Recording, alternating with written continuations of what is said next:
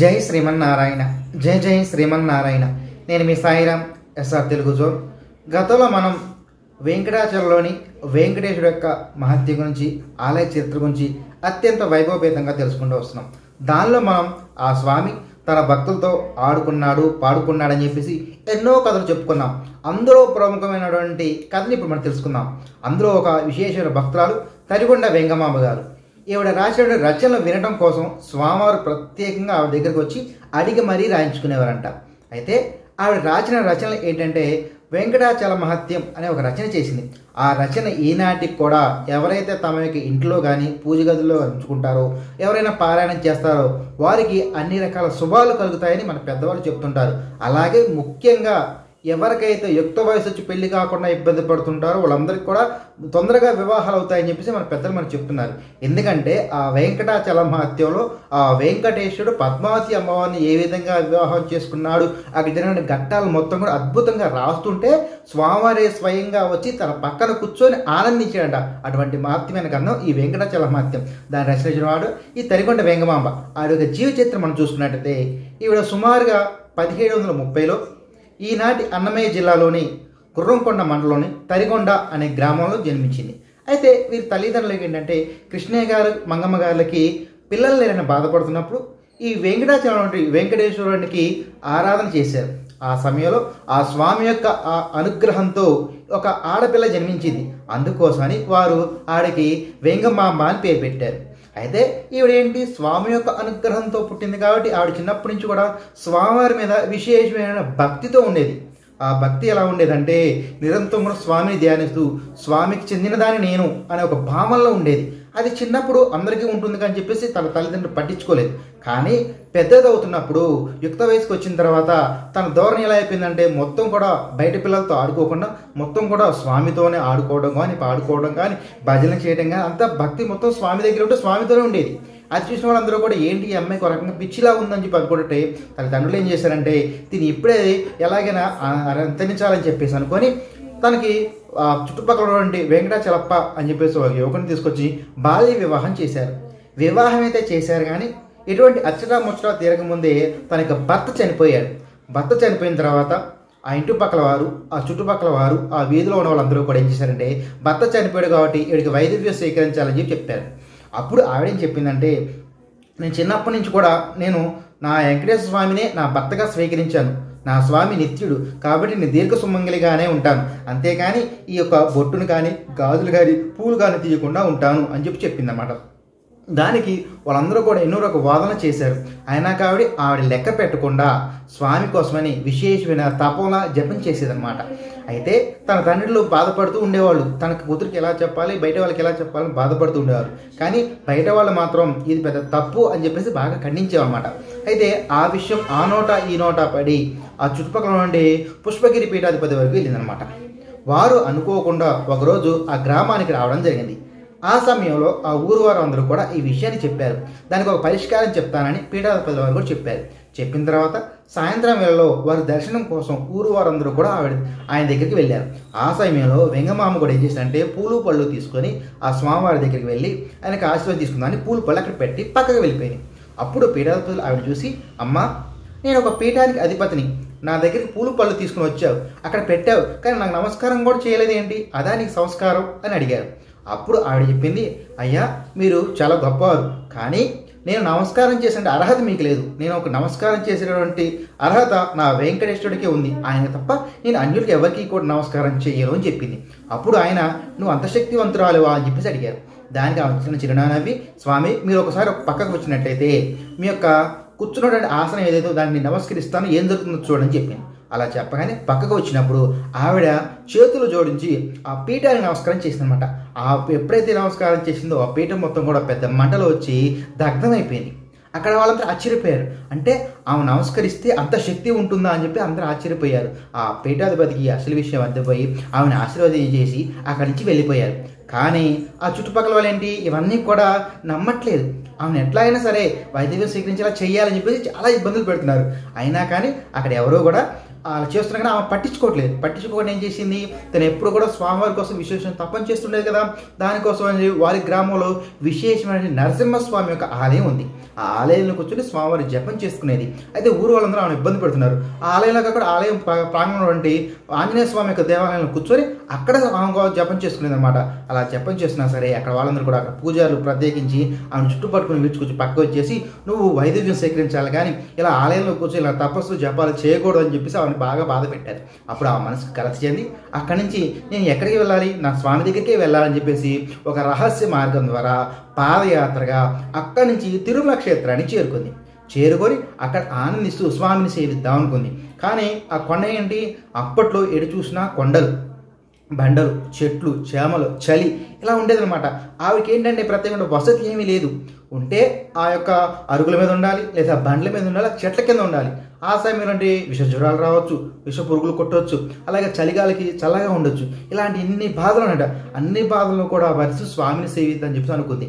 అనుకుని ఒక రోజు ఏంటి బాధ తట్టుకోలేక ఒకసారి స్వామివారిని విశేషంగా జపం చేసింది.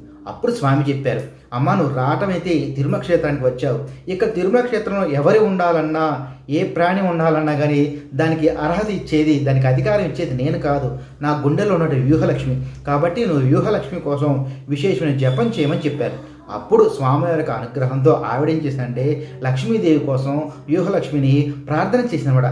ఆ ప్రార్థన చేస్తే ఆ అమ్మవారి యొక్క అనుగ్రహంతో ఆనాడు అక్కడ ఉన్నటువంటి అన్నమాచార్యుల యొక్క వంశంలో ఉన్న మహంతులు ఏం చేశారంటే ఆవిడకి ఒక కుటీరాన్ని ఏర్పాటు చేశారనమాట వారి పక్కన.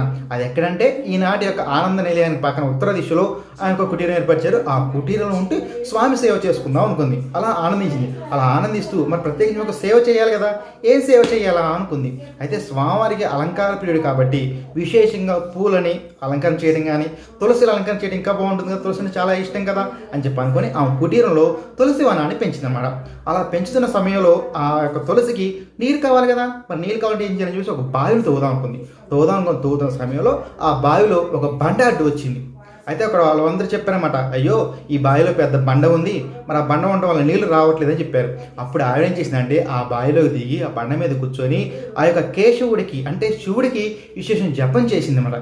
జపం చేసి బయటకు వచ్చి, అయ్యా రేపు పొద్దున కల్లా ఈ బండ మాయమవుతుంది, అందులో ఉన్న గంగ పైకి వస్తుంది అని చెప్పింది. అలా చెప్పడం ఆలోచన బండ ఏదైతే ఉందో ఆ బండ పగిలిపోయి ఆ పాతాళంలో ఉన్న గంగ ఆకాశానికి ఎగిరిందనమాట. అక్కడ వాళ్ళంతా ఆశ్చర్యపోయారు. అంటే ఆ వాళ్ళలో ఉన్నటువంటి జపం యొక్క శక్తి అంత గొప్పదనమాట. అయితే అటువంటి బావిని ఎప్పటికో మనం చూడవచ్చు. అది ఎక్కడుందంటే ఇప్పటికీ స్వామివారికి గజశాల ఏదైతే ఉందో ఆ గజశాలలో దాన్ని అమ్మోరు బావిగా చెప్తుంటారు. ఆ బావి మనం చూడవచ్చు. ఆ బావి ద్వారా వచ్చిన నీటితోనే ఈ యొక్క తరికొండ వెంగమామ గారు ఆ తులసి వనాన్ని పెంచుతున్నారు అనమాట. అలా పెంచుతూ ఉంటూ ఆ తులసి వనాలని ఆ పూలని మొత్తం కోసి మంచి దండలు అల్లి స్వామివారికి అలంకరణ చేసి చాలా ఆనందించేది. ఇలా ఆనంద సమయంలో ఆవిడ ఏం చేసేదంటే ఆవిడకి ఏంటంటే స్వామివారి మీద కీర్తనలు చేయాలని చెప్పేసి విశేషం కీర్తనలు చేసేది. ఆ కీర్తనలు చేస్తున్నప్పుడు ఆ చుట్టుపక్కల అందరూ ఆ కీర్తనలు వింటూ చాలా ఆనందించేవారు. ఆ ఆనందం భక్తుడికే కాదు స్వామికి కూడా అనమాట. స్వామి కూడా ఏంటంటే ఆ విధంగా రచన చేస్తే దాన్ని వినటం కోసం ఆవిడ దగ్గరికి వచ్చి కూర్చొని వింటూ ఉండేవారన్నమాట. ఇలా జరుగుతున్న సమయంలో ఒకసారి ఏమైందంటే ఆవిడ ఏంటంటే ఈ వెంకటాచలం స్వామి యొక్క మహత్యాన్ని, అలాగే స్వామి ఇక్కడికి ఎలా వచ్చాడు, మా అమ్మవారిని ఎలా వివాహం చేసుకున్నాడు అనే విషయాన్ని కూడా చాలా శ్రద్ధగా రాయాలనే ఉద్దేశంతో వెంకటాచలం అనే మహత్యాన్ని రాయడం మొదలుపెట్టారనమాట. అది రాస్తున్న సమయంలో స్వామివారి స్వయంగా ఆ ఆశ్రమానికి వచ్చి ఆమె రాసిన రచనలు మొత్తం వింటూ కూర్చున్నమాట. చాలా ఆనందించారన్నమాట. కొన్ని విషయాల్లో భాగవత కథలు కూడా అడిగి మరీ రాయించుకునేవాడు. అలా విశేషంగా రచన చేసేమాట. ఆ విషయాలు ఆ నోట ఈ నోట అందరికీ తెలిసిపోయినట. అలా ఆవిడ గొప్పతనం అందరికీ తెలిసిపోయింది. అయితే ఒకరోజు విశేషంగా ఏం జరిగిందంటే స్వామివారు ఏం చేశాడు, ఎప్పట్లాగే ఆ రాసిన రచనలు విందాం అని చెప్పేసి ఆ రోజు రాత్రి వచ్చారు కూర్చొని వింటున్న సమయంలో ఆ సుప్రభాత సేవ అయిన విషయం కూడా మర్చిపోయారు. ఎప్పుడైతే అర్చకులు సుప్రభాత సేవని గంటలు మోగించారు అప్పుడు స్వామి గుర్తు వచ్చింది. అయ్యో తెల్లవారిది నేను వెళ్ళాలని చెప్పేసి అనుకున్న సమయంలో వెంగమామ గారు ఏం చేశారు, స్వామి కళ్యాణ గడ్డ ఇంకొంచెం ముందుకు బా ఇంద్రని అని చెప్పేసి అనుకుంటూ ఆయన యొక్క శేష వస్త్రాన్ని పట్టుకుంది. ఆ సమయంలో ఆ శేష వస్త్రం చినిగిపోయిందనమాట. చినిగిపోయినా సరే స్వామివారు పట్టించుకోకుండా గర్భగుడిలోకి వెళ్ళిపోయారు. వెళ్ళిపోయిన తర్వాత అర్చకులు ఏం చేశారు, స్వామివారి యొక్క సుప్రభాత సేవ చేయాలి కదా, ఆయన తరపులు తీశారు, స్వామిని పరీక్ష చూశారు. ఆ సమయంలో శేష వస్త్రం చినిగిపోయింది. అయ్యో స్వామివారి యొక్క శేష వస్త్రం చినిగిపోవడం ఏంటి, పోతే మొత్తం పోవాలి, అలాగని చినిగిపోవడం ఏంటి అని చెప్పి ఆలోచనలు పడి ఇదే స్వామి యొక్క లీల అయి ఉంటుందని చెప్పేసి అక్కడ ఉండే భక్తులు మహానుభావులు ఏదైతే వాళ్ళందరినీ కూడా అడిగారు అనమాట. స్వామివారి లీల చేశారు ఏంటి ఏంటి అని చెప్పేసి. ఆ సమయంలో ఆ విషయం తెరగొండ వెంగమాంబ గారి దగ్గరికి వచ్చినప్పుడు వారిని కూడా ఈ విషయం అయితే అప్పుడు చెప్పారు. ఏమి లేదయ్యా, రాత్రి నేను వెంకటాచల మహత్యంలో కానీ భాగవత కథలు రాసినప్పుడు స్వామివారు వచ్చి శ్రద్ధగా ఆ యొక్క కథలు వింటూ ఉంటారు. అలాగే నిన్న కూడా వచ్చారు. కాకపోతే సుప్రభాత సేవలో సమయం తొందరలో వెళ్తున్న సమయంలో ఆయన శేషవస్త్రం కొంచెం చినిగి నా చేతికి వచ్చింది. మీకు ఆ శేషవస్త్రం స్వామివారు వెళ్ళిపోయారు. ఆ ముక్క ఆ పూజ గదిలో తీసుకోవాలి అని చెప్పారు. అలా చూస్తే ఆ పూజ గదిలో శేషవస్త్రం అనమాట.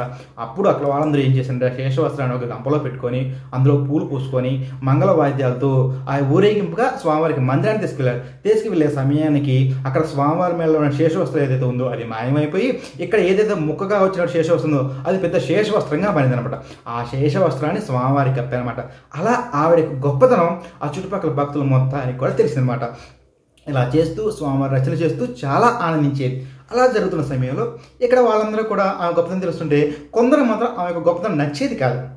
అయినా సరే ఆమె పట్టించుకొని స్వామివారి సేవ చేస్తూ ఉండేది. అయితే ఒక సందర్భంలో ఆ గుట్ట మీద స్వామివారి బ్రహ్మోత్సవం నిర్వహిస్తున్నప్పుడు స్వామివారి ఏంటి రథోత్సవం జరుగుతున్న సమయంలో స్వామివారి యొక్క ప్రదక్షిణ పూర్వకంగా ఆ మాడవీధిలో తిరుగుతున్నప్పుడు ఆయన ఏం చేసింది, ఆ రథం వెళ్దామని చెప్పి వదులుకుంటే ఈ తరికొండ వెంకమాంబ గారు ఏం చేశారంటే స్వామివారి కోసం విశేషంగా ఒక మంగళహారతి తీసుకొచ్చి స్వామివారికి హారతి ఇచ్చారన్నమాట. ఇచ్చిన సమయంలో అక్కడ ప్రధాన అర్చకుడికి కోపం వచ్చింది. అయ్యో నువ్వేంటమ్మా మీ ఊర్లో వైద్యం సేకరించుకొని ఇక్కడికి వచ్చి స్వామివారి సేవ చేయటమే కాకుండా ఈనాడు బ్రహ్మోత్సవాలు జరుగుతుంటే ప్రధాన అర్చకుడైన నేను స్వామివారికి హారతి ఇవ్వకుండా ముందుగా నువ్వు హారతిచ్చి ఈ యొక్క ఉత్సవాన్ని ముందుగా నడిపించమంటావా, ఇది ఎంత తప్పు అని చెప్పేసి ఆవిడ పక్కకి లాగేసి ఈ ఉత్సవంలో ఇవాడు పాల్గొనకుండా చూడమని చెప్పేసి వాళ్ళు చెప్పి ఆ ఉత్సవాన్ని ముందుకు నడిపించారన్నమాట. అది స్వామివారికి కొంచెం బాధ అనిపించిందో ఏమో, అలా చూద్దాం ఏం జరుగుతుందని చెప్పేసి అనుకుంటే ఆ యొక్క రథోత్సవం జరుగుతున్న సమయంలో ఆ మాడవీధిలో తిరుగుతున్నప్పుడు కరెక్ట్గా ఆవిడ యొక్క ఆశ్రమం ఎక్కడైతే ఉందో ఆ ఆశ్రమం దగ్గరికి వచ్చి రథం ఆగిపోయిందనమాట. అది ఏంటి ఆగిపోయిందని చెప్పేసి ఎంతోమంది బలిష్ఠులు వచ్చి లాగారు, అయినా కదలేదు. అయితే గుర్రాలు తీసుకొచ్చి లాగించారు, కదలేదు. ఏనుగులు వచ్చి లాగాయి, కదలేదు. ఎందుకు ఇంత కదలేదు అని ఆలోచన పడ్డారు. ఆ సమయంలో అక్కడ కొందరికి అర్థమైంది ఏంటంటే తరిగొండ వెంగమాంబ గారిని వీరు బాధ పెట్టారు. ఆమె యొక్క ఆశ్రమం ముందు ఈ యొక్క రథం ఆగింది అంటే ఆవిడ వచ్చి స్వామికి హారతిస్తే తప్ప ఈ రథం కదలదేమో అన్న విషయాన్ని అక్కడ ఉన్న వాళ్ళందరికీ చెప్పారనమాట. అయినా కానీ వారు వినకపోయేసరికి ఆ రథం ఎంతగా కదలలేదు. చివరికి చేసేది లేక ఆ ప్రధాన అర్చకుడు వెళ్ళి అమ్మ నువ్వు వచ్చి హారతి ఇవ్వమ్మా అని చెప్పారు. అప్పుడు ఆ తరిగొండ వెంగమాంబ గారు చాలా ఆనందంగా, అప్పటి వరకు బాధపడుతున్న ఆవిడ ఆనందంగా బయటకు వచ్చి స్వామివారికి మంగళహారతి ఇచ్చింది. ఎప్పుడైతే హారతి ఇచ్చిందో అప్పటిని ఆ రథం ముందుకు వెళ్ళడం జరిగిందన్నమాట. అలా రథం ముందుకు వెళ్ళిన తర్వాత స్వామివారికి ఆలయానికి వచ్చింది. అలా వచ్చిన తర్వాత స్వామివారే నేటి నుంచి ఈ తరిగొండ వెంగమాంబ గారు నాకు ఏకాంత సేవ తర్వాత విశేషమైనటువంటి హారతిని ఇస్తారు, ఆ హారతి తీసుకొని నేను ఆనందంగా ఉంటాను అని చెప్పినమాట. అలా స్వామివారికి విశేషమైన హారతి ఇస్తున్నమాట. దాన్ని ముత్యాల హారతిగా మనం చెప్తుంటారు. అటువంటి హారతిని చూసినా సరే మనకున్నటువంటి కష్టాలు పోతాయని చెప్పేసి మన పెద్దలు మనకు చెప్తూ ఉంటారు అనమాట. ఇలా జరుగుతున్న సమయంలో చాలా ఆనందంగా గడుస్తుంది. అయితే భక్తులందరూ కూడా స్వామి దర్శనం కంటే ముందు ఈమె దర్శనం చేసుకునేవాళ్ళు. అలాగే అక్కడ ఉన్న పూజారికి ఈ విషయం నచ్చేది కాదు. ఎలాగైనా ఆమెను ఇబ్బంది పెట్టాలి, కొండ నుంచి దింపేయాలనుకున్నమాట. అలా అనుకున్నా కానీ ఆమె పట్టించుకుని అలా చేస్తున్న సమయంలో ఆ యొక్క కుటీరాల పక్కనే ప్రధాన అర్చకుల యొక్క కుటీరాలు కూడా ఉండేవి. వారేం చేసినట్టు ఇవన్నీ ఎలాగైనా ఇబ్బంది పెట్టాలని చెప్పేసి వాళ్ళు ఏం చేసేవాళ్ళు, తిన్నటువంటి భోజనం చేసినటువంటి పాత్రలు ఏవైతే ఉన్నాయో, ఇస్తరులు ఏవైతే ఉన్నాయో అన్నీ కూడా ఏమో పెరట్లో వేసేవాళ్ళు అనమాట. అయినా కానీ ఆమె పట్టించుకోకుండా వారు సేవ చేసే భాగ్యం నాకు కలిగిందని చెప్పేసి ఆ యొక్క పాత్రలన్నీ తీసేయడం కానీ ఆ ఇస్తరులన్నీ తీసేయడం కానీ చేసేదన్నమాట. అయినా తర్వాత కూడా మళ్ళీ అలాగే వేస్తే అవేమైంది, తులసి వనంలో పడిపోయాయి అనమాట. తులసి వనంలో పడిపోతే అయినా కానీ ఏం చేసినట్టే అవి తీసేసి పక్కన పెట్టి తులసి మొత్తం కడిగి మళ్ళీ స్వామివారి కోసం విశేషంగా మాలలు లేదన్నమాట. ఆ మాలలు స్వామికి అర్పించేది. అలా జరుగుతున్న సమయంలో ఆ ప్రధాన అర్చకుడు ఎలాగైనా సేవను వెళ్ళగొట్టాలనే ఉద్దేశంతో తనకు బంధువులందరినీ పిలిచాడు. అంట్లో భోజనాలు పెట్టాడు. పెట్టిన తర్వాత ఏం చేయాలని చెప్పేసి అనుకొని ఆ యొక్క ఉన్నటువంటి పాత్రలు ఏవైతే ఉన్నాయో, విస్తరులు ఏవైతే ఉన్నాయో అవన్నీ మొత్తం కూడా ఆమె పెంచుకుని తులసి వనం ఏదైందో ఆ తులసి వనంలో పడేయించాడు. అనుకోకుండా వేసినప్పుడు అందులో ఒక ఇస్త్రాకు వెళ్ళి ఆవిడకి ముఖానికి తగిలింది. అప్పుడు ఆ సమయంలో ఆవిడేంటి, స్వామివారికి విశేషమైన జపలో ఉంది. ఆ జపలో ఉన్నప్పుడు తగిలేసరికెళ్ళి ఆమెకు ఒక రకమైన కోపం వచ్చింది. మరి ఆవిడకి కోపం వచ్చిందో ఆమెలో స్వామికి కోపం వచ్చిందో అది స్వామికే తెలియాలి. ఆ సమయంలో కోపం వచ్చి ఒక్కసారిగా నువ్వు ఎన్నాడు చేసినటువంటి తప్పులు నేను క్షమించాను, ఈనాడు నువ్వు నేను స్వామి కోసం జపం చేస్తున్న సమయంలో ఇలాంటి తప్పు చేస్తావా అని చెప్పి కోపంతో ఆయనకి ఒక శాపం ఇచ్చింది. ఏంటంటే నువ్వు నీ బంధువులందరినీ చూసుకొని నీకు ఎటువంటి గర్వం కలిగింది కాబట్టి నీ యొక్క వంశం నిర్వంశం అవుతుంది కాగా అని చెప్పి ఒక శాపం ఇచ్చిందన్నమాట. అలా శాపం ఇవ్వడం ఆలస్యం వాళ్ళ వంశంలో ఉన్న వాళ్ళందరూ మగవాళ్ళందరూ కూడా పడిపోతూ నోటి నుంచి రక్తం కక్కుతూ చనిపోతున్నమాట. ఆ సమయంలో ఆ పూజారి యొక్క భార్యలు ఏం చేశారంటే దబదబా ఆ వెంగమామ గారి దగ్గర వచ్చి, అమ్మ వీరు స్వామి యొక్క సేవలో ఉన్నటువంటి పూజారులు, వీరు చనిపోయినట్లయితే స్వామి యొక్క సేవ ఆగిపోతుంది, మరి నీ ఇష్టపడే స్వామి సేవ ఆగిపోతే ఎలా, నువ్వు ఎలాగైనా శాంతించమ్మా అని చెప్పి ఆమె ప్రార్థన చేస్తే అప్పుడు ఆవిడ ఏం చేసిందంటే, ఇవి ఏం చేస్తానంటే ఈనాటి నుంచి నీ వంశంలో ఈ అర్చన చేసే వంశంలో ఎవరైతే ఉన్నారో వారికి ఒక మగ సంతానం కలుగుతుంది, వారు మాత్రమే స్వామివారికి సేవ చేసుకోగలుగుతారు అని చెప్పి చెప్పింది.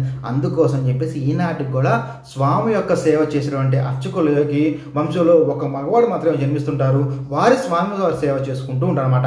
ఇలా గడిచిపోతుంది. ఇలా గడిచిపోతున్న సమయంలో వారి యొక్క మహిమ ఆ చుట్టుపక్కల ప్రజలకు తెలిసి వాళ్ళందరూ కూడా అమ్మవారి దగ్గరికి వచ్చి విశేషమేనండి వాళ్ళ యొక్క కష్టాలు చెప్పుకొని ఆనందిస్తుంది అనమాట. ఆ సమయంలో ఆవిడగా ఏమనిపించిందంటే, అయ్యో నేను స్వామి సేవ చేసుకుందామని ఎక్కడికి వస్తే వీళ్ళందరూ వచ్చి నన్ను స్వామి సేవ చేసుకునేట్లయితే ఏం చేయాలా అని బాధపడ్డారు.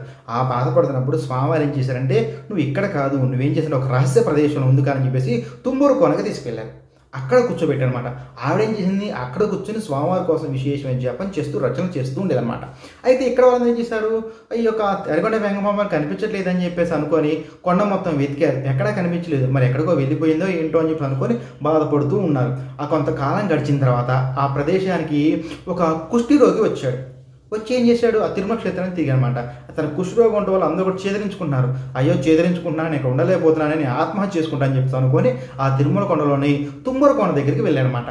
వెళ్ళే సమయానికి ఆ సమయంలో అమ్మవారు అలా బయటకు వచ్చి ఉన్నానమాట. అప్పుడు చూసి, అమ్మ నీ తేజస్సు చూస్తే నువ్వు మహా గొప్పదాన్ని నాకు కనిపిస్తున్నావు, తరిగొండ వెంగమాంబ గారి అని అడిగాడు. అప్పుడు అవునయ్యని తరిగొండ వెంగమామని అని చెప్పానమాట. చెప్పినప్పుడు ఆయన ఏం చేశాడంటే, అమ్మ నాకు ఇలా కుష్ఠరోగం ఉంది, నేను బాధపడుతున్నాను, ఏం చేయాలి అర్థం కానీ ఆత్మహత్య చేసుకుందాం వచ్చానంటే, ఆత్మహత్య చేసుకోవడం మంచిది కాయా, తప్పయ్యా, నువ్వేం చేస్తావంటే ఈ యొక్క తుమ్మూరు కొన అంటే తీర్థంలో స్నానం చేసి ఇక్కడ మునిగినట్లయితే స్వామివారికి పుష్కరం నువ్వు బయటకు వస్తావు, నీ యొక్క కుష్ఠరోగం మొత్తం కూడా పోతుంది అని చెప్పిందనమాట. అలా చెప్పడం ఆలస్యం. ఆయన ఏం చేశాడంటే ఆ తుమ్మూరు కొనలోకి దిగాడనమాట. ఆ యొక్క సరస్సులోకి దిగాడు, స్వామివారి పుష్కరంలో తేలాడు. ఎప్పుడైతే పుష్కరం నుంచి బయటకు వచ్చాడో స్వామి పుష్కరం నుంచి ఆయన కూడా కుష్ఠరోగం మొత్తం కూడా పోయిందనమాట. పోవడంతో అందరూ ఆశ్చర్యపోయారు, ఇదేంటి నువ్వు ఇక్కడికి ఎలా వచ్చావు, నీ కుష్ఠరోగం ఎలా పోయిందని చెప్పేసి అందరూ ఆశ్చర్యంగా ఆయన అడిగారు. ఆయన ఎంత అడిగినా కానీ చెప్పలేదు. కానీ కొన్ని రోజుల తర్వాత ఆయనకి ధనవాశ చూపించు, మరి ఇంకే ఆశ చూపించు, కానీ నీకు ఇది ఎలా జరిగిందని చెప్పేసి అడిగినప్పుడు ఆయన ఏం చెప్పిన అసలు విషయం చెప్పాడు. పలానా చోట ఆ యొక్క తుమ్మూరుకోనలో ఈ తరిగొండ వెంగమామ గారు అన్నారు, ఆవిడ ఇలా చేయమన్నారు, అలా చేస్తే నాకు ఈ కుష్ఠరోగం పోయింది అని చెప్పింది అనమాట. అలా చెప్పడం ఆలస్యం. ఈ భక్తులు ఏం చేస్తారు, ఇక్కడ స్వామి కథలు పెట్టి మళ్ళీ తుమ్మూరుకోనకి వెళ్ళారు. అక్కడ అమ్మవారిని మళ్ళీ కూడా ఈ యొక్క ప్రార్థన చేస్తూ బాధ పెట్టారనమాట. అప్పుడు మళ్ళీ అనుకుంది, అయ్యో స్వామి మళ్ళీ ఇక్కడికి కూడా అందరూ వస్తున్నారే, ఏం చేయాలి అర్థం కావట్లేదు అని చెప్పి అనుకుంటే అప్పుడు స్వామి ఏం చేశారంటే, నువ్వేం చేస్తావంటే అక్కడ ఇక్కడ కాదు, జీవ సమాధిలోకి వెళ్ళి కానీ నీకు గుర్తుగా నీ కలియుగాంతం వరకు కూడా నీ పేరు మీద విశేషంగా జరిగిన మంగళహారతి ఏది ఉందో ఆ మంగళహారతి ఇవ్వడానికి ప్రతిరోజు కూడా సాయంత్రం వేళ నీ వంశంలో ఒక ఆడపిల్ల వస్తుంది, ఆడపిల్ల రూపంలో నువ్వు వచ్చి నాకు మంగళహారతి ఇస్తావు అని చెప్పేసి ఒక వరాన్ని ఇచ్చి ఆమెను జీవ సమాధిని చేశారు. ఆ జీవ సమాధి ఇప్పటికి కూడా మనం స్వామి యొక్క ఆనందానికి ఉత్తర దిశగా వెళ్ళినట్టయితే మనం చూడవచ్చు అనమాట. అక్కడ జీవ సమాధిని పొందినమాట. అలా తరిగొండ వెంగమామ గారు జీవ సమాధిని పొందారు. అలా పొందిన తర్వాత ఆమె రాసినటువంటి రచనలు ఏవైతే ఉన్నాయో వాటి వెంకటాచల మహత్యంగా మన వాళ్ళందరూ కూడా మనకి పబ్లిసిటీ చేయడం జరిగింది అనమాట. రచన చేసిన తర్వాత పబ్లిసిటీ చేశారు, వాటందరూ మనం చదవడం జరుగుతుంది. అయితే వీటిని ఎవరైతే శ్రద్ధగా చదువుతుంటారో వాళ్ళకి అందరికీ కూడా ఎటువంటి నష్టాలు కలగకుండా సుఖాలు కలుగుతాయని చెప్పేసి ఈ యొక్క కథలు మనకు చెప్పడం జరిగింది. అటువంటి మహానుభావ కథ జరిగింది ఈ తరిగొండ వెంగమామ యొక్క జీవిత చరిత్రలో. జై శ్రీమన్నారాయణ, జై జై శ్రీమన్నారాయణ. ఈ వీడియో మీకు నచ్చినట్లయితే లైక్ చేయండి, షేర్ చేయండి, కామెంట్ చేయండి. అదేవిధంగా ఇటువంటి ఆసక్తికర విషయాలు తెలుసుకోవాలంటే మా ఛానల్ని సబ్స్క్రైబ్ చేసుకోండి.